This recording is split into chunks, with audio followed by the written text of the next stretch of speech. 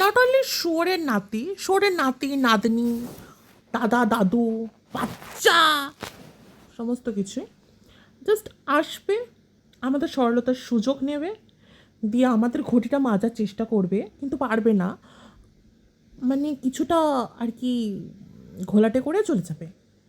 তো আমরা কি করি, আমরা তো প্রথমে একটু ভাবি যে কী হলো না হলো, আমি খারাপ, আমার মধ্যে খারাপ কিছু আছে।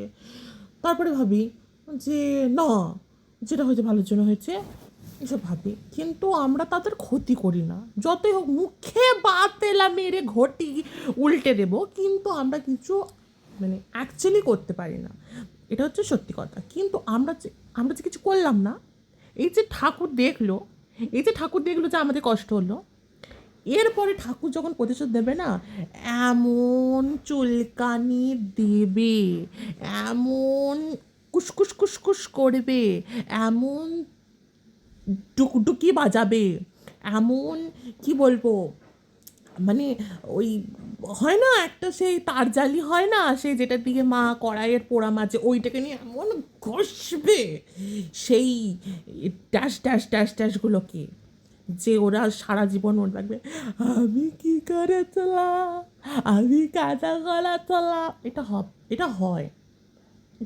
এটা আমি দেখেছি, এটা হয়।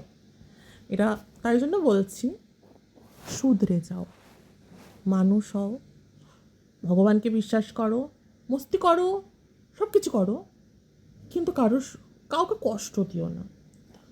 যদি কষ্ট দাও, তাহলে আমাদের আছে সে ঈশ্বর, একবারে ঘটি মেজে ঘটি দুটুকরো করে দেবে, ঘটি থেকে গ্লাস বানিয়ে দেবে একবারে। সত্যি বলছি, বিশ্বাস করো, আমি